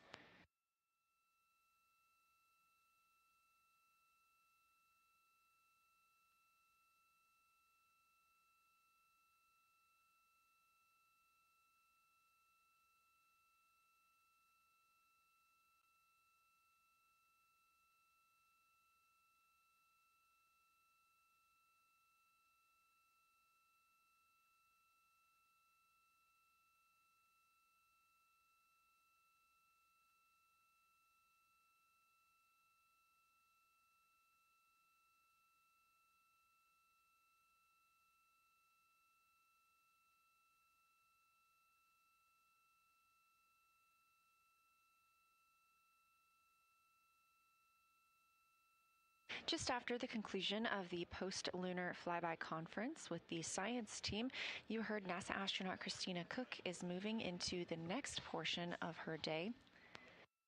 That would be opportunistic science imaging. She's going to be taking some pictures of the Earth from outside the windows of Orion.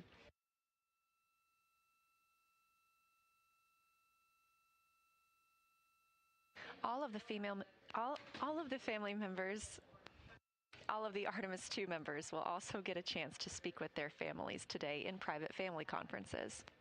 Additionally, we are targeting the RTC-1 burn this evening. We're looking at about 7:03 p.m. Central Time. The RTC-1 burn stands for Return Trajectory Correction.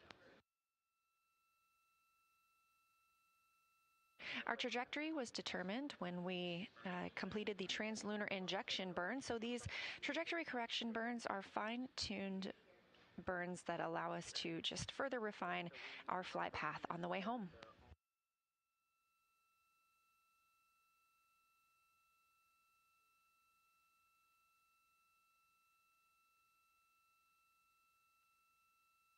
All right. So that's another one that we hear so far. Okay.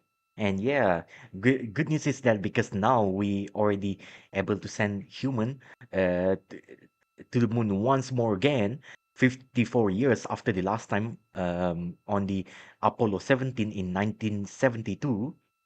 Okay, we are now able to send them, but in a very good fashion. From what I know, is that when they actually saw that part of the portion of the moon, they actually saw places where we did not see before. So their description are actually pretty helpful, you know.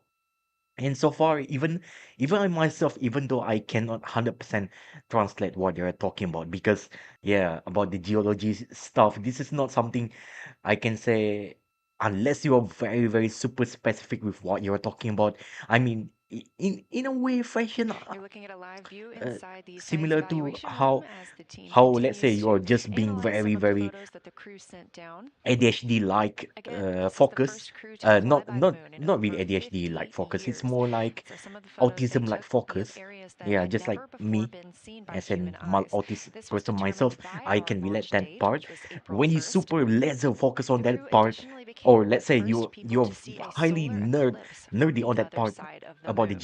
We got geology, some what's live on views of whatever that topic in that you real know, time as well. you It was pretty might incredible to actually see the understand corona what of the they're sun talking about. coming around the But side of the moon. from what I heard, it's about the galactic ray burst, or If you haven't seen if some I of remember those correctly, images yet, and also please about the do moon visit dust, nasa.gov. and also about the Earthrise, whatever We're is now on a it mission Earth elapsed time set? of 5 Oh, days, 21 I mean, hours, and that's 2 actually minutes into the flight of really Artemis II, the useful first flight of to learn humans about. aboard the And Orion spacecraft. yeah, as I would Orion like to is now say, the more you 230,896 learn, miles the more away you from actually Earth don't know and about continuing to that grow topic. closer. And it's okay. Not you don't have to know everything 4,464 else, miles away but from the you learn moon it and continuing to one grow by one farther. in your You can track lifetime, these you know. stats at any time by visiting It's nasa.gov/track-Artemis. an experience, you know. What a day to witness this kind of stuff, you know. Not something happens like every day, so that's why I'm really excited to do this kind of stuff, even though I'm not a lunar geologist. I'm not even an Earlier today, aerospace Orion exited engineer, the let alone sphere even any of kind of influence engineer from the that moon this can build morning. can That really means build the a really gravitational solid pull of stuff the moon about is now let's just say even longer a civil pulling on engineering the stuff. I'm not from spacecraft, that. I'm and also that they are more not a pulled by Gundam the pilot as well. gravitational pull of the Earth. Just joking. Again, we're targeting I'm not even fighter splashdown in jet about pilot. 3 days, I'm 4 just a hours, and some 14 minutes computer in the science Pacific Ocean. student, you know, Our coverage with the remains live degree still 24/7, ongoing. all That's the all way it. until That's the only thing I have. You're leaving it. Wow. But Moon and I Earth are can say just about the same I'm size, proudly can which say all I the am internet a now. Christina's looking at the moon. Pretty awesome. spaceflight enthusiast. Oh, Sweet, Moon and Artie. Earth Thanks the for the same report. size. Oh, interesting observation as well. Yeah. So that's that. Let's hear again. What other interesting call that might come up with. So let's keep listening in.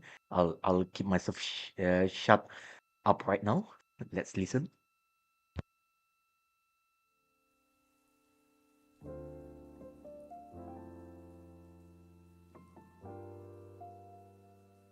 As you've heard throughout the flight, the Orion capsule is often referred to as Integrity.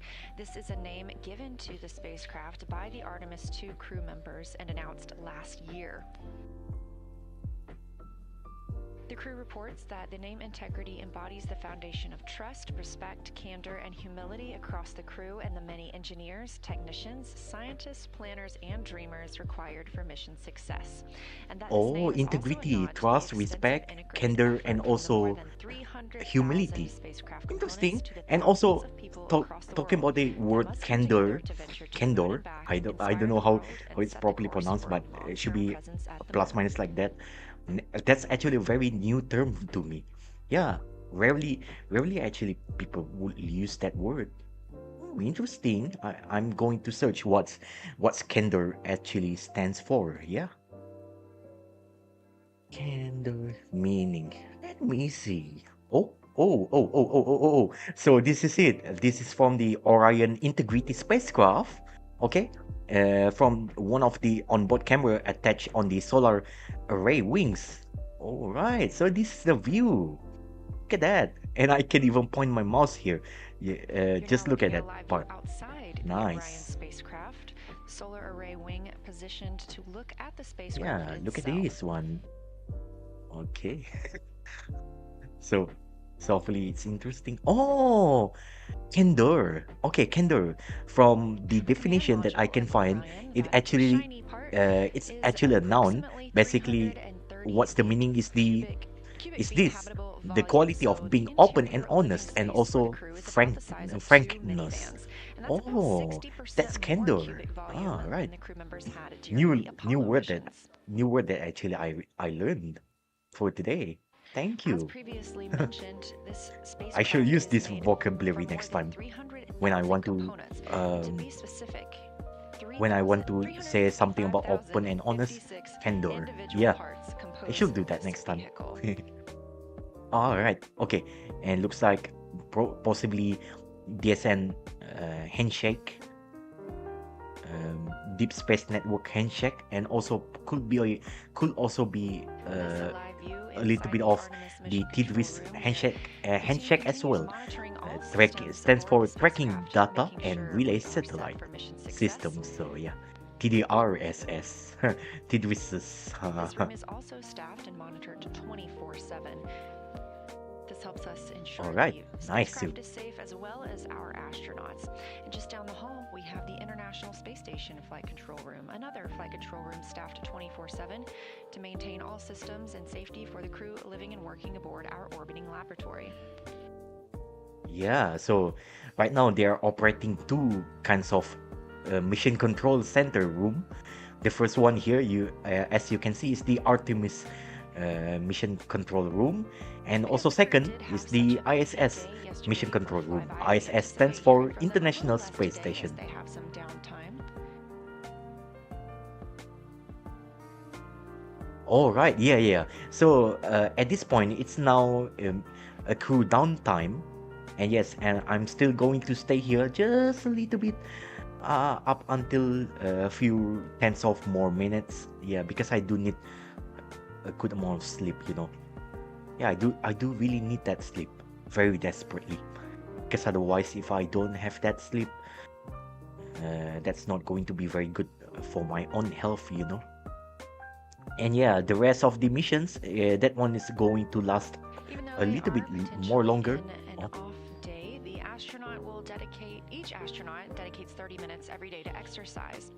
When in a microgravity environment, the astronauts could experience bone and muscle loss if not continuously exercising. So, Orion is equipped with a flywheel, which is a small device. It's been installed directly below the side hatch. The flywheel is a simple cable-based device, and it can be used for both aerobic and resistance workouts, and we've seen some of those from inside the spacecraft. We've also been able to see some of the movement that happens outside the spacecraft when the crew is working out. So during exercise, the crew or the ground team can park the solar arrays and prevent any loads being imparted on them that might damage them.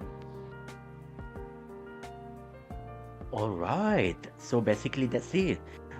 So even though the crew have their off duty, they're basically at this point going to go for their exercise using using the flywheel machine activities, just small devices with some kind of cabling and whatnot, so they can do the aerobic and also resistive exercise, you know, to prevent bone and muscle loss. Especially when you are in the 0G or microgravity in space or in deep space as well. Either can be true.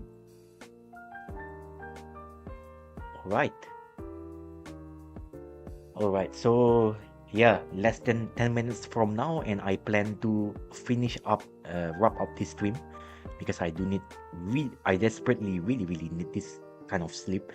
Because otherwise, other than that, we are talking about around 5 minutes and 15 minutes from now, it's going to be RTC, the return trajectory correction burn number 1, similar to how the outbound trajectory correction burn also works, but in reverse. Instead of using that burn to adjust yourself to go to the moon, you're now adjusting yourself to go back to Earth. So basically that's how the return trajectory correction burn number 1 happens, but that one should not take too much of the orbital delta velocity. That one should last only a few seconds or lesser than that. Okay. And on that part also, it should be at maximum. It should only impact around 3 meters per second, if I remember correctly. Let me calculate again, because they said about 9.9 feet to meters. Yeah, it's going to give a orbital delta changes around 3.02 meters per seconds of delta change. This one already the rounded numbers, or if you're using imperial system, it's 9.9 feet per seconds of orbital delta velocity. So that's the best amount that we know about. Okay, and probably that's it. I will going to end the stream soon. It's going to be around less than 7 minutes from now, and then I will end the stream. Yeah, this one actually really plan end of stream, because yeah, I really need that kind of really good sleep. So yeah, please be aware of that part. Yeah, I cannot go live all the time because of, how do I say, commitment. You need to go with the lectures and classes, and also you need to take care of yourself. So unless you have a team member that can actually pass this kind of torch, I can say I will be bidding a farewell to you guys, because we also going to have another, I don't know, could be another day number 8, flight day number 8, but I will choose a very specific event. I'm not going to go all the time because it's not sustainable for me. Okay, so please keep in mind. Okay, so probably the best I can do if I want to go live tomorrow. Okay, this one I need to do a little bit of planning. Can be a little bit complicated, but I'll let you guys know when I can go live tomorrow for the Artemis II brief update, flight day number 8. So yeah, and I believe that's it. I'm not going to go too long. I'm going to end this stream soon. Yeah, less than 5 minutes from now, so please be aware. Okay, so yeah, and for now I'm going to leave you guys here. Okay, maybe I can put myself here like this one. Okay, maybe, oh yeah, maybe better for me to just do my remark here. So that's it. I'm going to wrap up this stream, and I'm going to say here. So thank you so much everybody for watching. I'm Daniel Suguwa, I'm Daniel Suguwa, your host today for the Artemis II crewed mission, the Orion Integrity spacecraft lunars, aka moon flyout going back to Earth mission. This is for the brief update of flight day 7. So that's it everybody. Thank you so much for watching, and take care. I'm going to close some stuff one by one, including the live text, my own avatar, and also the music, just to indicate we are going to end it. So hope you guys can understand. So thank you everybody for watching, and take care, and bye bye. And I'll let the NASA competitors speaking while I'm ending this stream one by one. So and again, this is a little bit of a quieter day now that we have had the ship-to-ship call with the International Space Station and the post-lunar flyby conference with the science team.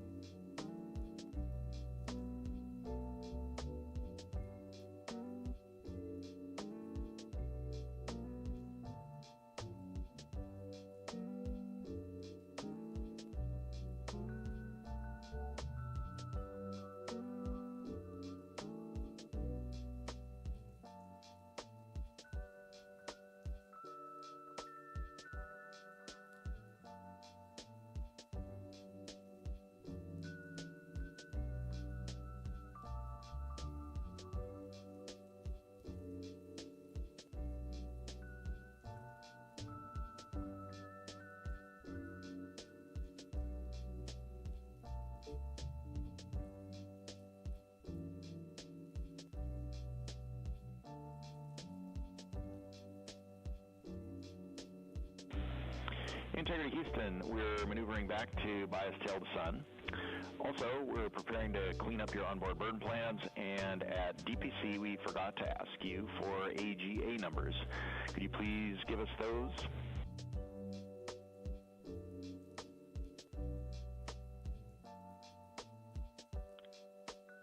Okay, Stan.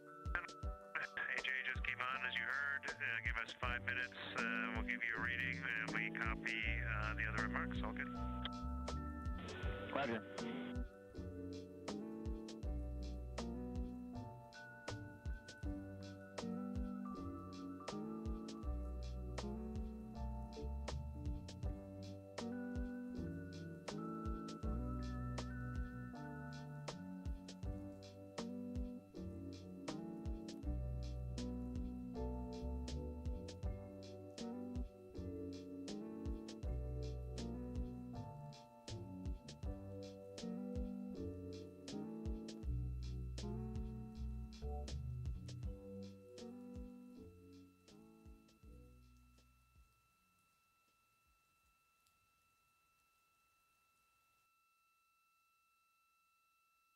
The voice you hear communicating with the astronauts today from Artemis Mission Control is NASA astronaut Stan Love. He's the Capcom for today. The Capcom stands for Capsule Communicator, and that's the single person in the room that communicates with the crew. This keeps their communications streamlined, both from all the ground teams to and from the astronauts.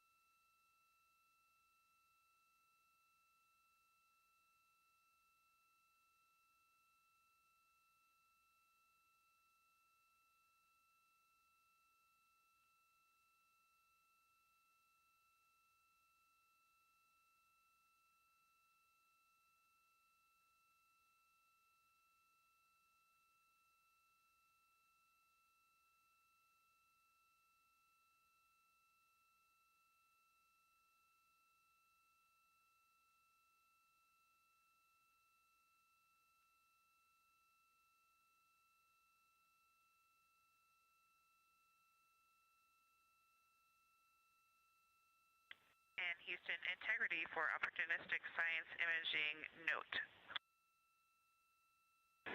We're listening.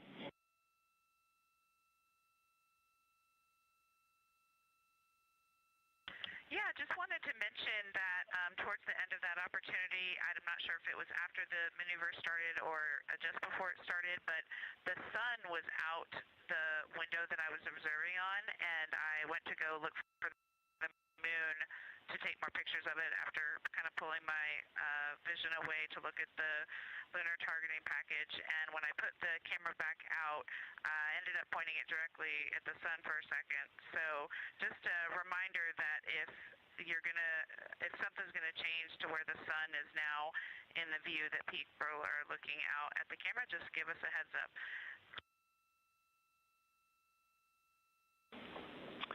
We will do that. Thanks for that information. On another topic, your new state vector is on board.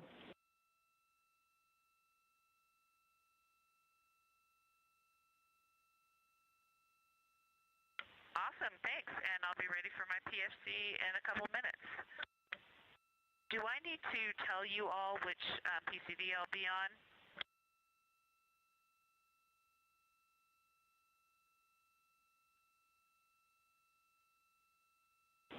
And Christina, no, we don't need to know which PCD you're on. We'll just dial your account. Copy, I'll be signing in shortly. Appreciate it.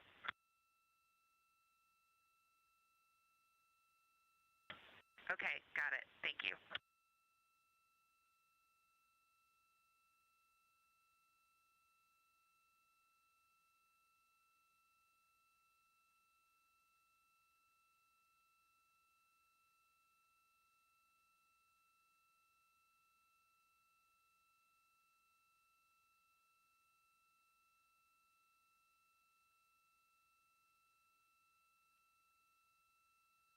As you heard, that communication's coming from Orion and NASA astronaut Christina Koch, mission specialist.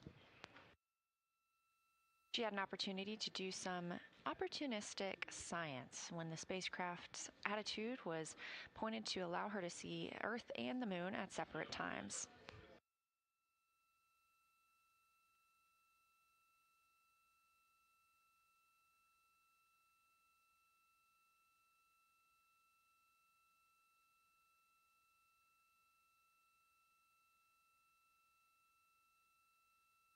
You also heard Christina calling about her PFC, that stands for Private Family Conference. All of the crew members are getting some time to talk with their families today.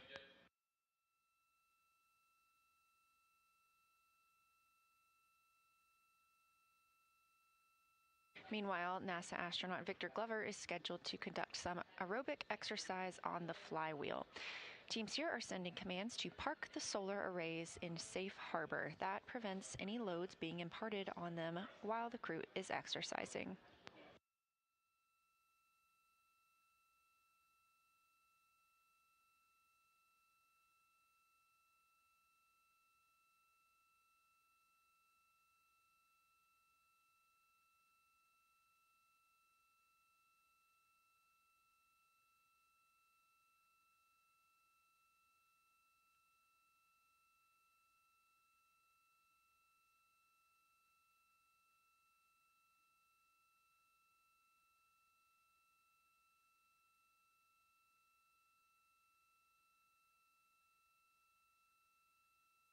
Coming up in about 30 minutes, we will have our daily news conference for Artemis II, where leadership here for the mission are at Johnson Space Center, and we'll be able to discuss the latest status on Artemis II.